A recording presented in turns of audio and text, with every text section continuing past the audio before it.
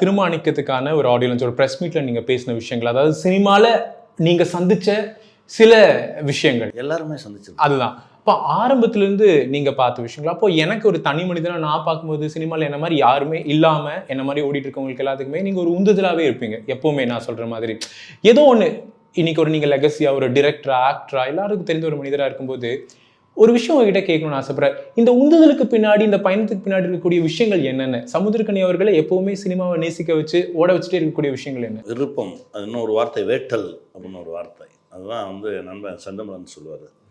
நீங்கள் உள்ளார்ந்த ஒரு விருப்பத்தோடு நீங்கள் ஒரு விஷயத்தை, அதுக்கு ஆசைன்றது வேற, விருப்பம்ன்றது வேற.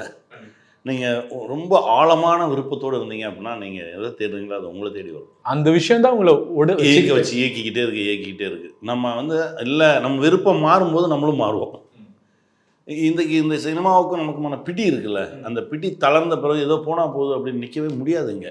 அந்த பிடி சரியாக இருந்தால் மட்டும்தான் நீங்கள் சினிமாவில் பயணப்பட முடியும். அதற்கு நீங்கள் முழு தகுதியோடு இருக்கணும், அதுக்கான ரெஸ்பான்சிபிலிட்டிஸோடு இருக்கணும். இந்த சமூகத்தில் ஒரு தனி மனிதனா ஒரு பெரிய பிரச்சனை என்னன்னா ரொம்ப நல்லவனா இருக்கிறது தான்.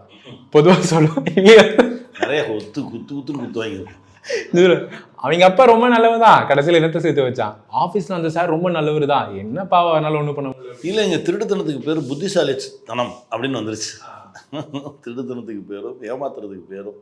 அதாவது அவனை பாருங்கள், அவன் விவரமாக இருப்பான், சிரிக்க வேண்டிய இடத்துல சிரிப்பான், வளைய வேண்டிய இடத்துல வளைவான், நெளிய வேண்டிய இடத்துல நிலைவான், தெளிவாக வந்துடுவான் என் பிள்ளை அப்படின்னு பையன் செய்கிற திருட்டு வேலையை பெற்றோர்களே பாராட்டி சொல்கிற ஒரு உலகம் தான் இது.